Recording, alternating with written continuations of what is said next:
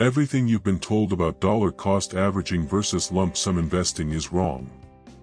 And I can prove it in the next few minutes. This is not financial advice, but rather an educational exploration of 25 years of data. What I'm about to show you will change how you think about investing forever.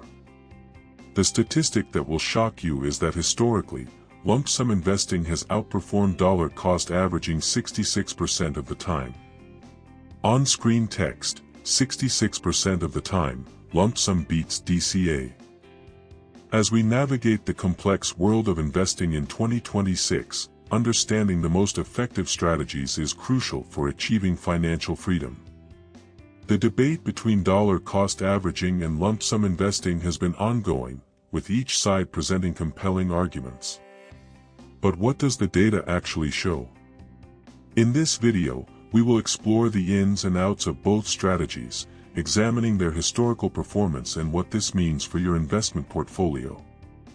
So, let's dive in and find out which strategy comes out on top. Dollar cost averaging is a strategy where you invest a fixed amount of money at regular intervals, regardless of the market's performance. This approach is often promoted as a way to reduce risk and avoid trying to time the market. On the other hand, lump sum investing involves investing a large sum of money all at once. But here's the part nobody talks about: the psychological aspect of investing and how it affects your returns. Historically, the S&P 500 has provided an average annual return of around 10%, but individual investor returns are often much lower due to emotional decision-making. Now, let's look at the data. According to a study by Bernstein, lump sum investing has outperformed dollar cost averaging over the long term. This is because, despite the potential for short-term volatility, the market tends to trend upward over time. In fact, the study found that lump sum investing beat dollar cost averaging in 66% of the observed periods. However, it's also important to consider the risks involved, as lump sum investing can result in significant losses if the market declines soon after investment.